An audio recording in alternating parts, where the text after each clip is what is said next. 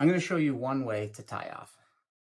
So tightly hold the tourniquet in your hand, slip the tourniquet under your elbow, come underneath, grab, slip the tourniquet under, and pull tightly.